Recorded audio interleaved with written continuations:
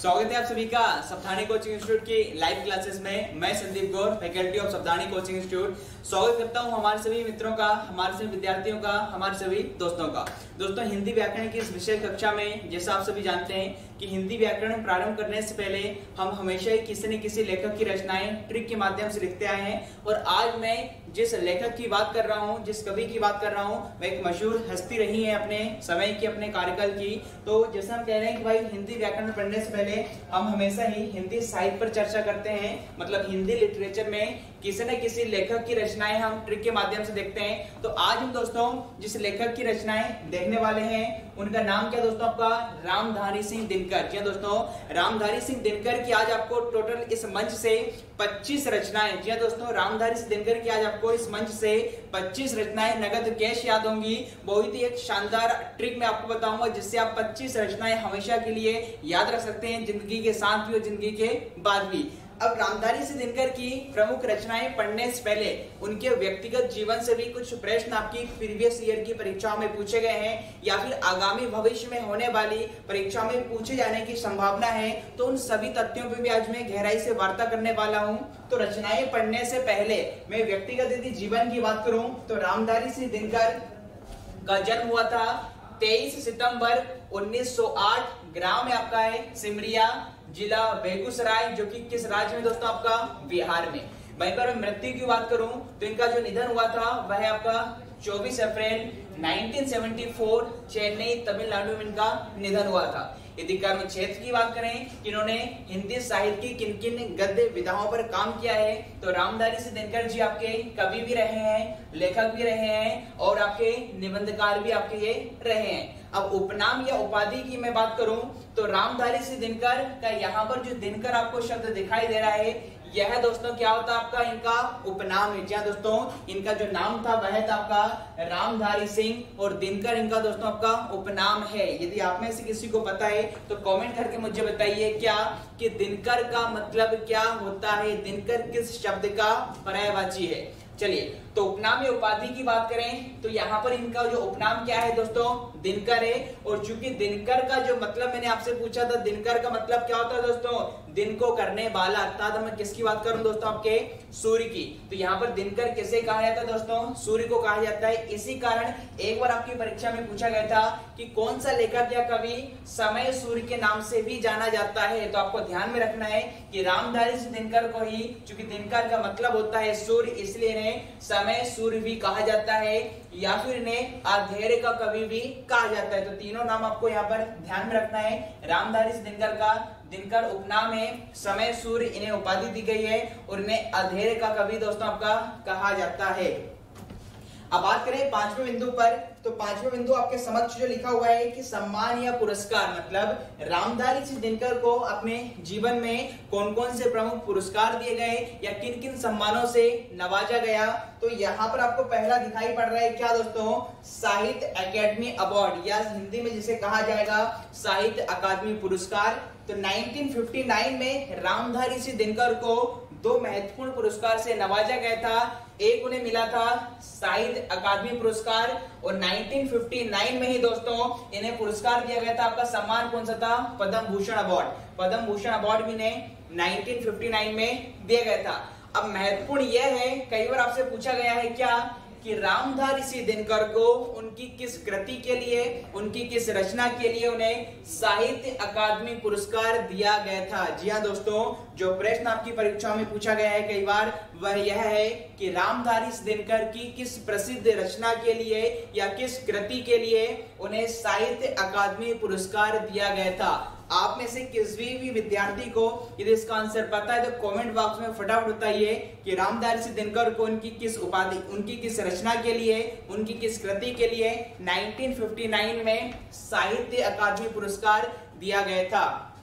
चलिए अगले यदि पुरस्कार की बात करें तो इन्हें ज्ञानपीठ अवार्ड, जी हाँ दोस्तों, हिंदी साहित्य के यदि आपसे पूछे कि हिंदी साहित्य में या लिटरेचर में सबसे सर्वोच्च पुरस्कार कौन सा होता है, तो वह कौन सा दोस्तों आपका ज्ञानपीठ अवार्ड होता है। ज्ञानपीठ पुरस्कार सर्वोच्च पुरस्कार होता है जो कि हिंदी लिटरेचर में आपका दिया जाता है। साथ ही साथ भारतीय संविधान की 8वीं अनुसूची में जो 22 भाषाएं हैं, 22 भाषाओं में से किसी भी एक भाषा में उल्लेखनीय कार्य के लिए कौन सा पुरस्कार दिया जाता है दोस्तों, आपका ज्ञानपीठ पुरस्कार दिया जाता है।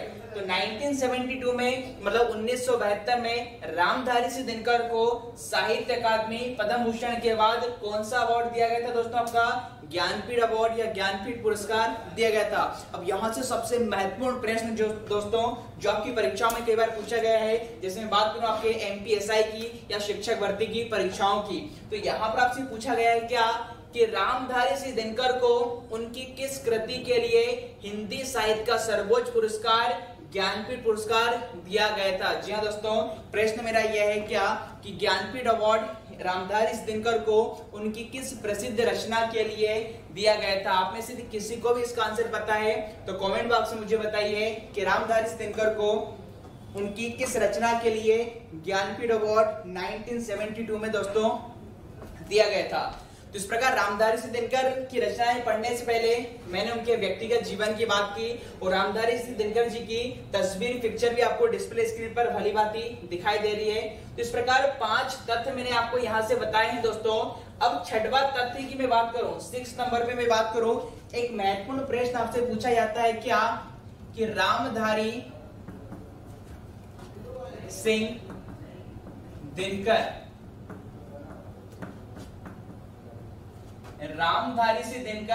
किस रस के प्रधान कवि थे। जी हाँ दोस्तों, सबसे महत्वपूर्ण प्रश्न यदि मैं छठवें पॉइंट की बात करूं कि रामधारी दिनकर किस रस के प्रधान कवि थे, मतलब इन्होंने अपनी जितनी भी रचनाएं लिखी हैं लगभग आपके किस रस पर लिखी हैं, इनकी रचनाओं में किस रस का जिक्र मिलता है।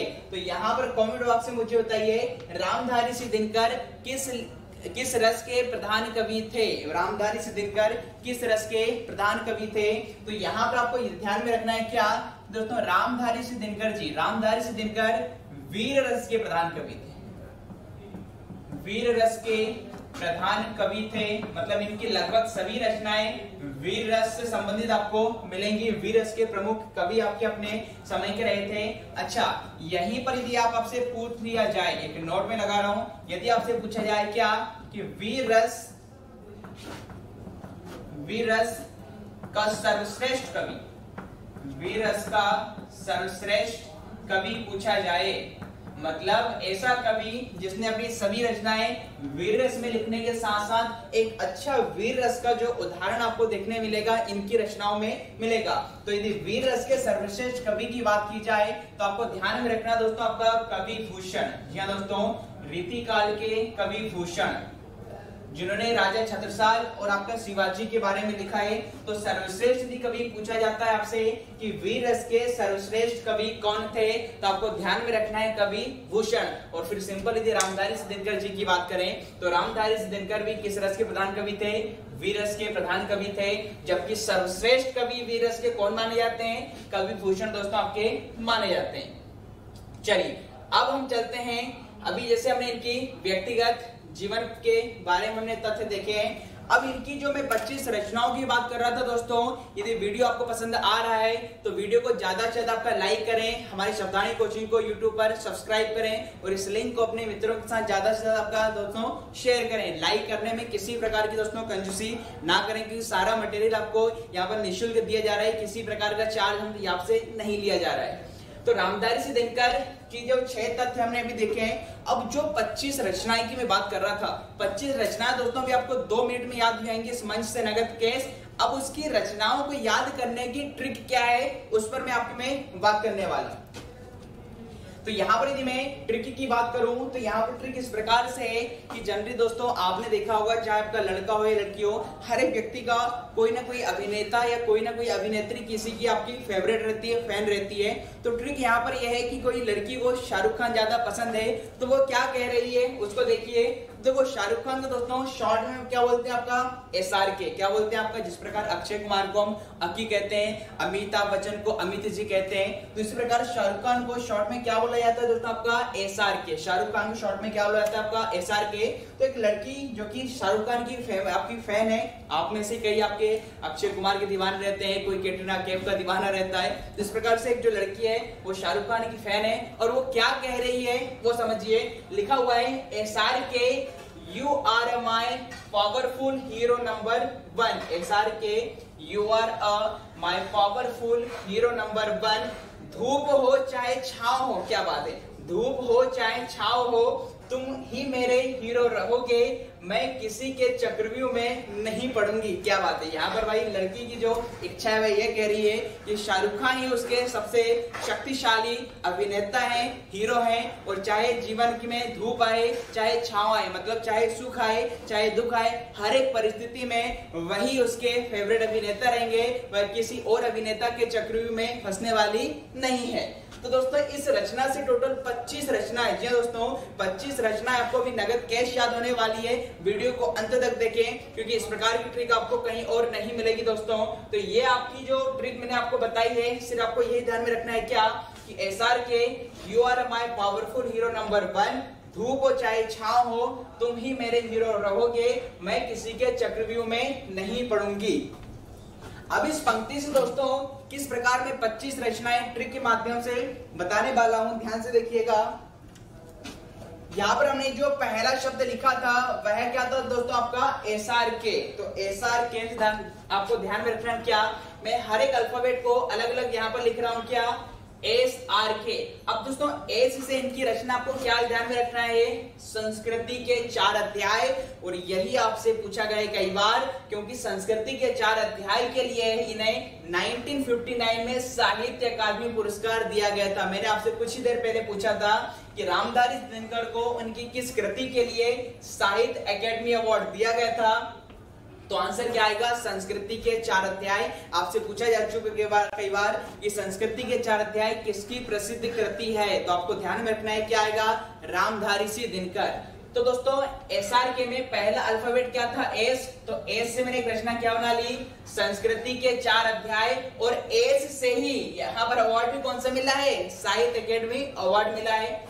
एस से आपको अगली रचना क्या ध्यान में रखना है दोस्तों, सूरज का व्याह, द वेडिंग ऑफ सन। क्या याद रखना है, सूरज का व्याह, ठीक है ना। तो एस से मैंने 2 रचनाएं बनाई हैं। पहली क्या थी दोस्तों, संस्कृति के 4 अध्याय, दूसरा क्या दोस्तों आपका सूरज का व्याह। अगला अल्फाबेट हमारे पास क्या दोस्तों आपका आर से आपको 2 रचनाएं फिर से याद करना है, कौन सी, रेणुका और रसवंती। आर से फिर 2 रचनाएं आपको ध्यान में रखना है, रेणुका और रसवंती।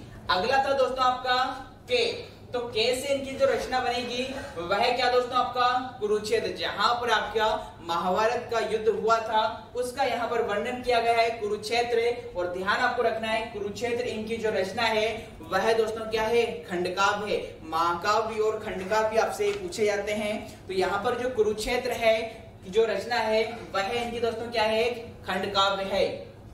तो इस प्रकार आपने दोस्तों SRK से कितनी रचनाएं याद कर लिए, 5, 2, 4 और 5 रचनाएं सिर्फ SRK से आपको याद होगी। अगला क्या लिखा था, SRK you are my powerful. तो यू से आपको क्या ध्यान में रखना दोस्तों आपका, उर्वशी। यू से आपको क्या ध्यान में रखना दोस्तों आपका, उर्वशी। और उर्वशी इनका दोस्तों क्या है, महाकाव्य है। जी हाँ दोस्तों, उर्वशी आपकी स्वर्ग की अप्सरा है, इंद्र की सबसे खूबसूरत अप्सराओं में मानी जाती है उर्वशी। तो उर्वशी को जब स्वर्ग से निकाला जाता है तो वो उसके वियोग में किस प्रकार की उसकी स्थिति रहती है, उसी का वर्णन महाकाव्य में रामधारी सिंह दिनकर के द्वारा किया गया है। तो आपको ध्यान में रखना है उर्वशी इनका महाकाव्य है। और इसी कृति के कारण इन्हें दोस्तों 1972 में हिंदी साहित्य का सर्वोच्च पुरस्कार क्या दिया गया था, ज्ञानपीठ पुरस्कार दिया गया था। तो यह प्रश्न मैंने आपसे कुछ देर पहले पूछा था। तो आपको ध्यान में रखना है क्या कि रामधारी सिंह दिनकर को उनकी उर्वशी महाकाव्य के लिए कौन सा अवार्ड दिया गया था दोस्तों, ज्ञानपीठ अवार्ड दिया गया था। अगला अल्फाबेट दोस्तों क्या है, आर। तो आर से आपको क्या ध्यान में रखना दोस्तों आपका, रश्मि रथी। आर से आपको क्या ध्यान में रखना दोस्तों आपका, रश्मि रथी।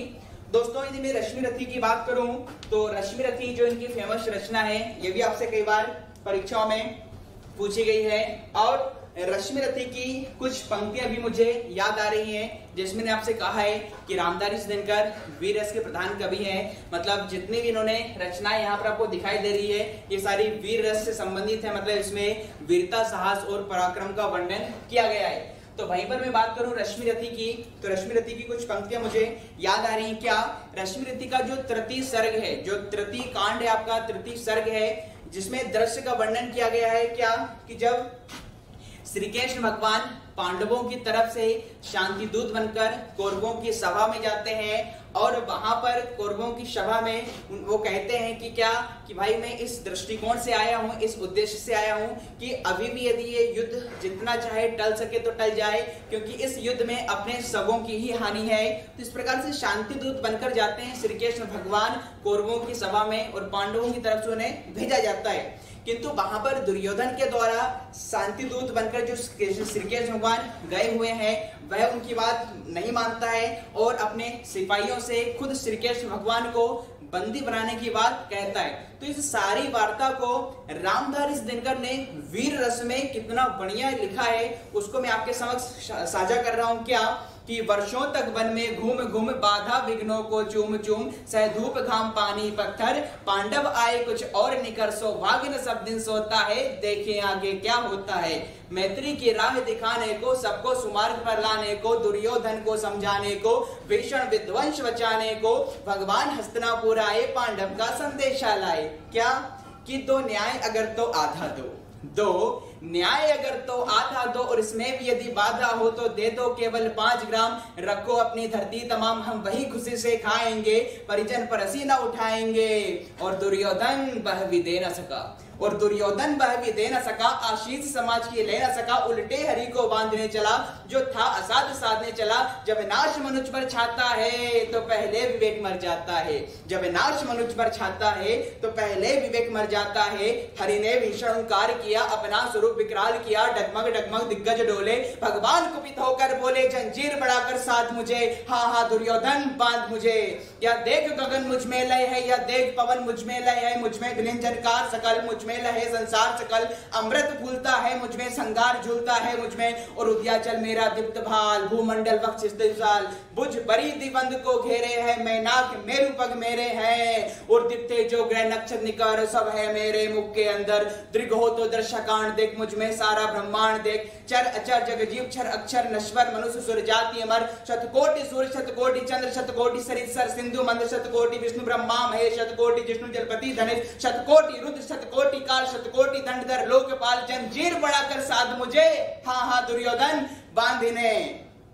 भूलोक अतल पाताल देख, गत और अनागत काल देख, यह देख जगत का आदि सृजन, यह देख महाभारत का रण, मृतकों से बटी हुई भू है, पहचान इसमें कहां तू है। और अंबर में कुंतल जाल देख, पद के नीचे पाताल देख, मुट्ठी में तीनों काल देख, मेरा स्वरूप विकराल देख, सब जन्म मुझी से पाते हैं, फिर लौट मुझी में आते हैं, जिब्हा से करती जौल सघन, सांसों में पाता जन्म पवन, और पड़ जाती मेरी दृष्टि जिधर, हंसने लगती है सृष्टि उधर, मैं जब भी मूंदता हूँ लोचन छा जाता चारों और मरण, और बांधने मुझे तू आया है, जंजीर बड़ी क्या लाया है, और मुझे बांधना चाहे मन तो पहले बांध अनंत गगन, सोने को साध न सकता है वह मुझे बांध कब सकता है।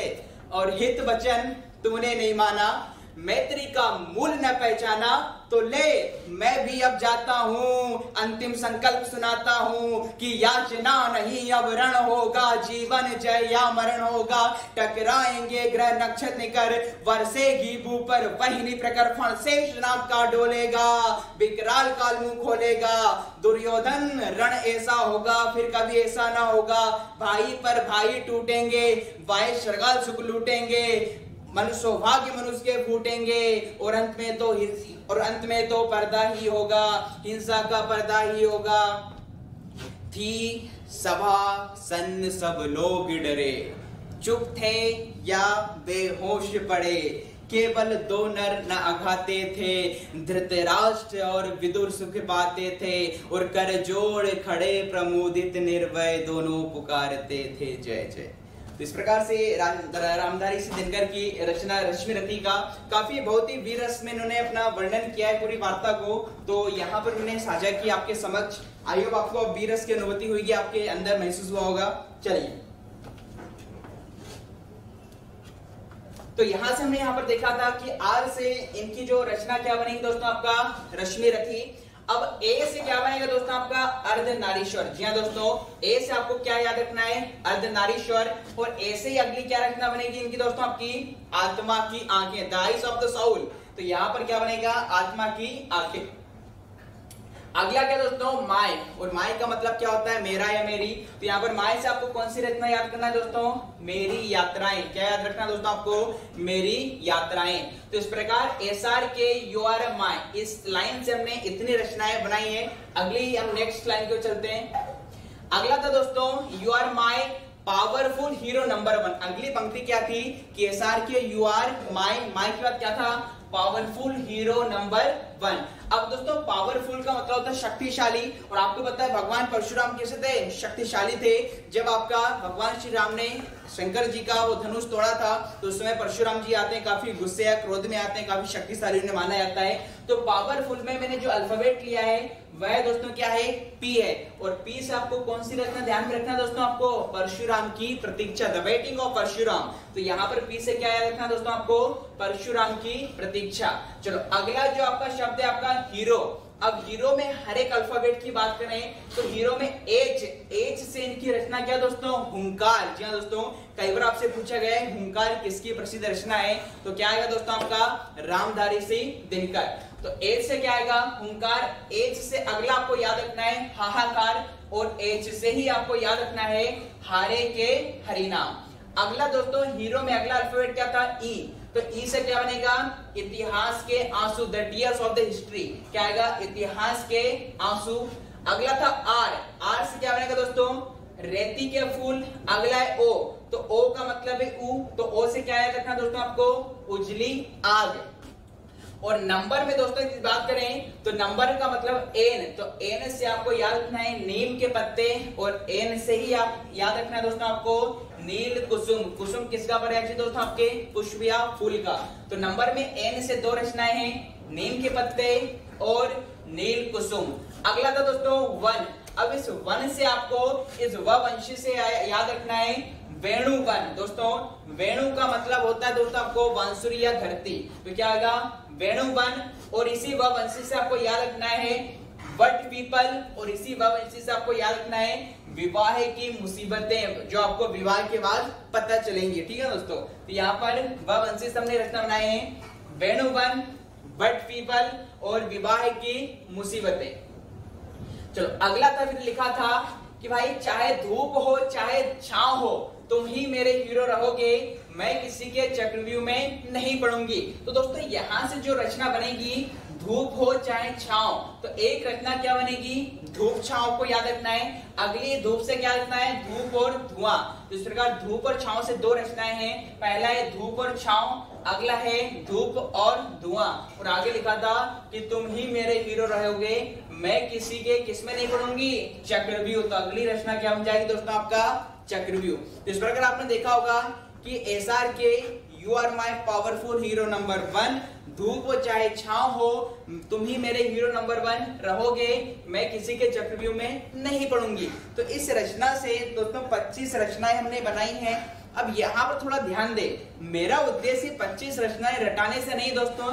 एग्जाम में जैसे आपसे कोई प्रश्न आएगा, आपसे पूछा जाए बताइए भाई नील कुसुम किसकी रचना है, आपसे पूछ ले जाए बताइए नील कुसुम किसकी रचना है, तो कहीं ना कहीं आपको ट्रिक याद आएगी कि रामधारी सिंह दिनकर की हमने जो ट्रिक लिखी थी SR K you are my powerful hero number 1, इस प्रकार से। तो आप अल्फाबेट देखेंगे, 4 ऑप्शन आपको दिखाई देंगे और आपको समझ में आएगा कि सर ने नंबर से एन से आपको बताया था नील कुसुम, इस प्रकार से आप याद रहेगा। तो आपको जो 4 ऑप्शन दिए जाएंगे उस ऑप्शन से आप एलिमिनेट कर सकते हैं कि भैया हमने ट्रिक में किस अल्फाबेट से कौन सी रचना एक बार पढ़ी थी।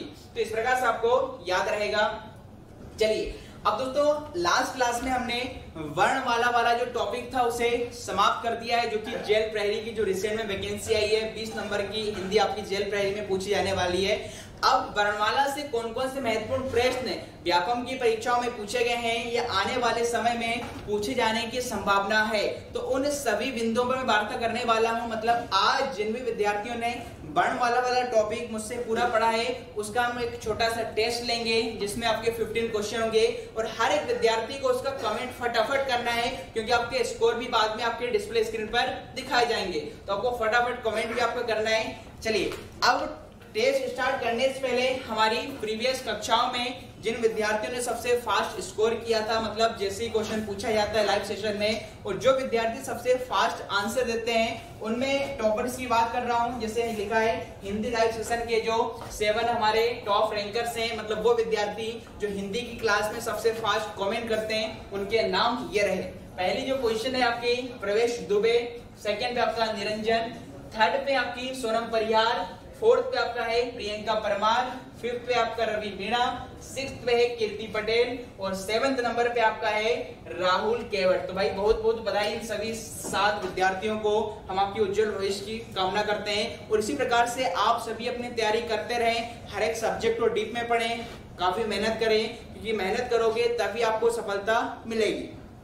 चलिए तो यहाँ पर अब जो टेस्ट वर्णमाला का मैं स्टार्ट कर रहा हूँ, आपको फटाफट कमेंट बॉक्स में आपका आंसर देना है। तो यहाँ पर लिखा क्विज टाइम आपका स्टार्ट हो चुका है और यहाँ पर हम जिस टॉपिक की बात कर रहे हैं वह दोस्तों क्या है, हिंदी वर्णमाला। मतलब हिंदी वर्णमाला जो मैंने आपको पढ़ाई थी ट्रिक के माध्यम से, कई सारे मैंने अंक चाहे अंक छुए ऐसे तथ्य आपको बताए थे जिससे पहले आपने कभी नहीं पढ़े होंगे। तो उन सभी तथ्यों का आपको कितना नॉलेज हो चुका है, अब आपकी ज्ञान की परीक्षा आपकी इस समय आपकी प्रारंभ होने वाली है। तो हिंदी वर्णमाला का हम टेस्ट प्रारंभ कर रहे हैं और उसमें पहला प्रश्न ये रहा आपके डिस्प्ले स्क्रीन पर। प्रश्न दोस्तों आपका, किस विकल्प में सभी वर्ण स्पर्श व्यंजन नहीं है? किस विकल्प में सभी वर्ण स्पर्श व्यंजन नहीं है? मैंने आपको स्पर्श व्यंजन पढ़ाया था कि स्पर्श व्यंजन क्या होते हैं, इनका दूसरा नाम क्या होता है, इनकी संख्या कितनी होती है या किस वर्ग के वर्ण स्पर्श व्यंजन कहलाते हैं। तो 4 ऑप्शन आपको दिए गए दोस्तों, फटाफट कमेंट बॉक्स में बताइएगा, मैं आपके उत्तर की प्रतीक्षा कर रहा हूं। फटाफट कमेंट बॉक्स में बताइएगा कि इन चारों विकल्पों में से आपको क्या ऐसा कोई वर्ण दिखाई दे रहा है जो स्पर्श व्यंजन ना हो। चारों ऑप्शन को दोस्तों ध्यान से देखिएगा और कमेंट बॉक्स में मुझे फटाफट आंसर बताइएगा। इन चारों विकल्पों में से एकमात्र ऐसा कौन सा विकल्प है जिसके सभी वर्ण स्पर्श व्यंजन नहीं है। मतलब हो सकता है कुछ तो स्पर्श व्यंजन न हो या फिर एक या एक से अधिक जो वर्ण हो वो स्पर्श व्यंजन ना हो। तो यहाँ पर दोस्तों यदि मैं राइट आंसर की बात करूं, कमेंट आपके आना प्रारंभ हो गए आपके कि भाई 4 में से कौन सा आंसर सही होगा। तो जिनमें विद्यार्थियों ने आपका फर्स्ट वाला टिक किया है, वेरी गुड, इधर क्या है रॉन्ग आंसर। फर्स्ट वाले में दोस्तों सभी वर्ण स्पर्श व्यंजन है, इस प्रकार सेकंड वाले में भी सभी वर्ण स्पर्श व्यंजन है और इसी प्रकार फोर्थ वाले की मैं बात करूं तो फोर्थ वाले